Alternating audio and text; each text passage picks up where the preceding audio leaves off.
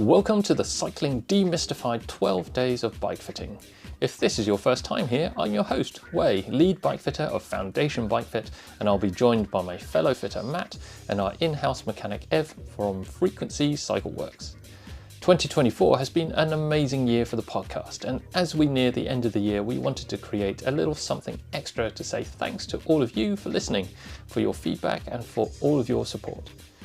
So what we've done is asked bike fitters from around the world and friends of the podcast to contribute an actionable bike fit tip to help you find even more comfort, efficiency and performance in 2025.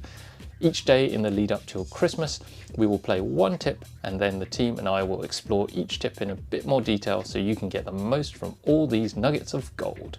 We're on to day 7 with Nicole O, physio and bike fitter all the way from Australia. So, g'day all from sunny Sydney. My name is Nicole. I'm a physio bike fitter in Sydney. I work at the Body Mechanic in the north and the Corner Physio in the south. So my Christmas bike fit tip for you all is regarding saddle height. And that is, it is better to err on the side of the saddle being a little too low than it being a little too high.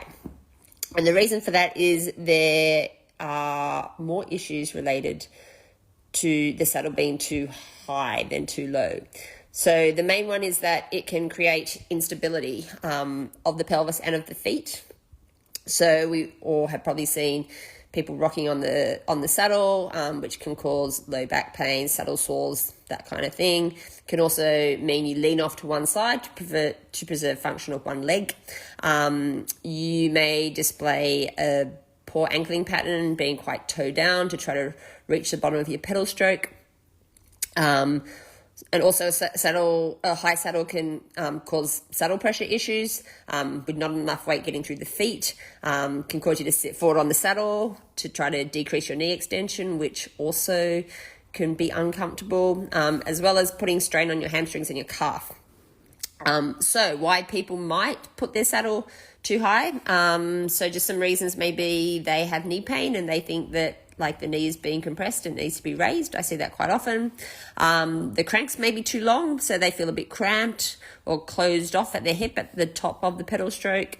Or the stack could be too high of their frame, so they're looking to maximize their drop or their trunk angle, so they put the saddle higher than it should be.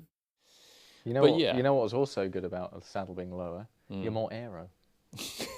That's obviously the most important thing. Most important thing. Yeah.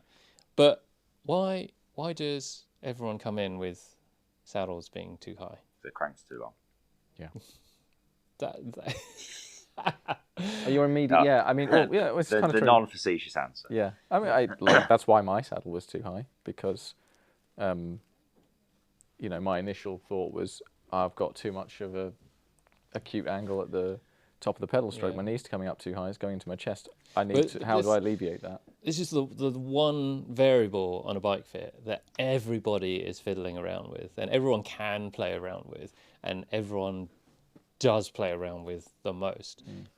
But I think it's also one that most people get wrong. So as humans, we are predisposed to extension of the hip. So when we run... This is the non-facetious answer. This is the non-facetious answer. I've had time to think about it. And this is the non-facetious answer. So as humans, we are disposed to movements that generally involve hip extension. So running, walking, lifting stuff. So from the ground, you are extending your hips from a flex position. And bike riding is effectively the opposite. You are in a constant position of hip flexion to some degree or other. You never fully extend your leg. Yeah. And our theory, tarring you with this brush as well, is that the human brain is constantly trying to find that extension of the hip. Yeah. So when you run, when you walk, you have this triple extension of the hip, the knee, and the ankle as you kind of go into the toe-off phase of your gait and use the glute max as the main driver of hip extension. On the bike, we don't do that. We're just in this constant kind of little hamster wheel flexion. And we're not extending the leg as much as we could be. Exactly.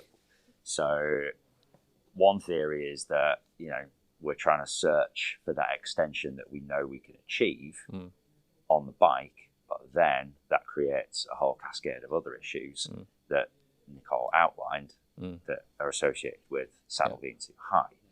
So yeah, it's sometimes it's a predisposition to hip extension or wanting to extend the hip more than we actually can do within the confines of bike position. Yeah, which is why bike riding is weird. Exactly. It's like a strange thing for your body to do. And we've got ankles, right? So our ability to compensate for a saddle too high is a lot more straightforward for our body than compensating for a saddle being too low. Some people compensate the ankle, some people compensate the knees, some people compensate the hip. Everyone's different, but there are compensations that need to happen. So yeah, it's this whole cascade of events that kind of happen as a result of the saddle being too high that can cause you a truckload more problems than if the saddle's on the lower side. There's also an elephant in the room. What's that? It looks cooler. People like to see a lot of seat posts. They think it's high. They think the bar saddle drop being more looks cooler. It looks more pro. So, looks more the rider Hagedal factor. Exactly. That kind of like there was a big trend. Adam Hansen, particularly amongst not just them, because those are just big tall guys, but also a lot of British riders, crit scene, where everybody's obsessed with being as low as the front as possible. They jack their saddle. It's fashion. It comes down to fashion and marketing. Like shoes and marketing. If you're taking capitalism, yeah. If you're selling a bike, you're taking a photo of a bike. How do you make it look cool without a rider on it? You slam the stem, you whack the saddle up, you take a picture of it, and it looks so sleek because it looks fast because there's a slope going down from the back to the front. My bike looks like a square. Well, that's your bike. That's my bike.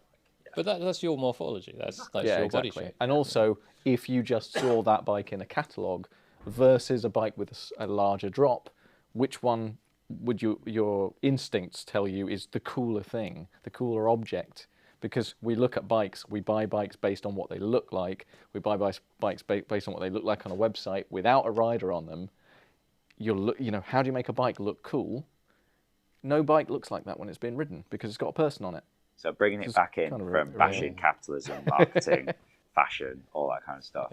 What's the main takeaway from Nicole's tip? We've kind of given the listeners an idea of why you're predisposed to having your saddle a little bit higher than is actually what is optimal on a bike riding. That's because you're a human, and that's what you're designed to do. You're designed to extend, and you're essentially trying to run on the bike.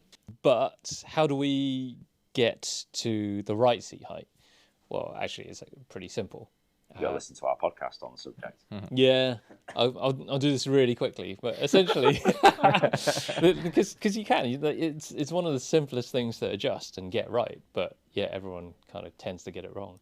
So essentially, you've got to figure out what is too low before you can figure out what is kind of optimal, and also you've got to figure out what is too high before you figure out what is optimal. So you just need to drop your seat height to where you obviously feel too low, where it feels like you're riding a kid's bike, and then just raise the seat in small increments and retest until you feel smooth and controlled and powerful through your pedal stroke. You feel controlled on both sides. You can push down through the whole of the pedal stroke on both legs, feeling control.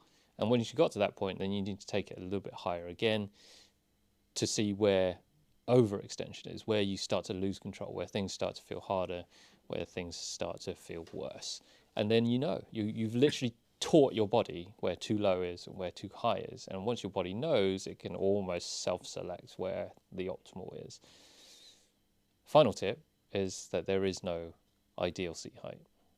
There is only a range in which your body can operate. So if you're obsessing over millimeters, then there may be something else at play.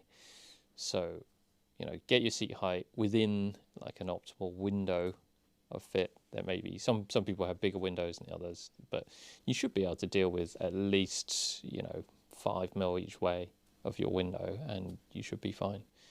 So yeah, play around with your seat height, experiment, teach your body, and see if you can find that good place. And happy riding.